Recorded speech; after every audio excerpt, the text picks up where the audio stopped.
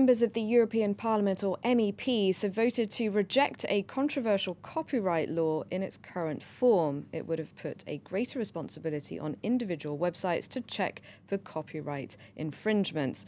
The MEPs decided to go back to the issue in September. Joining me now is James Creedon from our Tech24 show. Hello, James.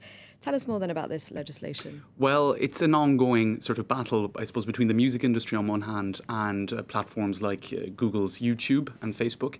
It's also, I think, between European authorities and American tech giants, because that's also a battle. I'll maybe talk about that in a moment. But 318 lawmakers in the European Parliament voted, 278 voted in favour, 31 abstained. In any case, the music industry's pushback, if you like, has been stalled by this vote. There was a vote last month that moved things forward somewhat, and they will be coming back to it again a little bit later.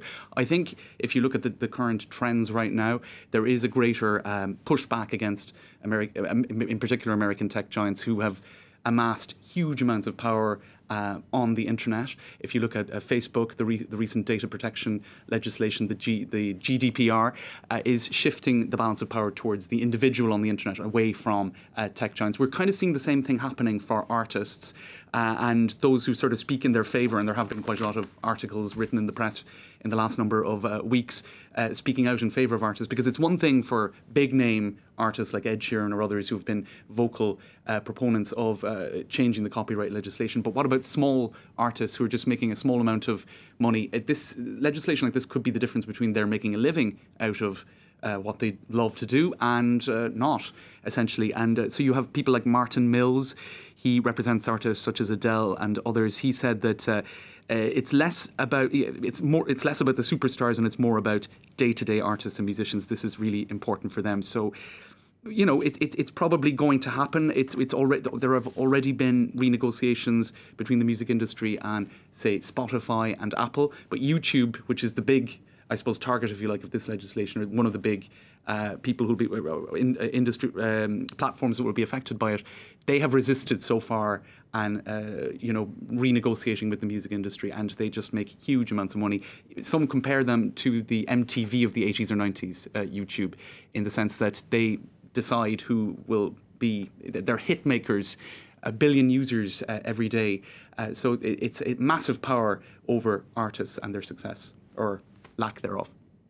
Now, opponents of the legislation greeted today's decision at the European Parliament as a victory. What have opponents been saying? Well, there's been a lot of lobbying because there's a lot of money at stake and there's a lot of power at stake. And, for example, even just in the last month or so, Jean-Michel Jarre, he's an electro pioneer, president of the music body CISAC, he referred to it as indirect lobbying when YouTube launched a premium subscription service. This is just before last month's vote. So they've been trying to shift things back. But just to get to what you were specifically what you're asking, a lot of, I suppose, internet giants and their leaders or founders have been criticising this. You've got people like Wikipedia founder Jimmy Wales, you've got World Wide Web inventor Tim Berners-Lee. They say that legislation like this and the way in which it will affect content online could change how the internet functions, quite simply. Things like memes, which are where you take content and it's repeated across social media and different platforms like that in a fun way. This is how a lot of people now communicate online with images and memes and whatnot, that could be done away with if this copyright legislation is too restrictive. So they're saying, look, the internet needs to be a space for free communication. If we have copyright legislation that is too restrictive, okay, it might do artists a certain amount of good, but what about freedom of expression online? What about the way we communicate, the way we've come to communicate online?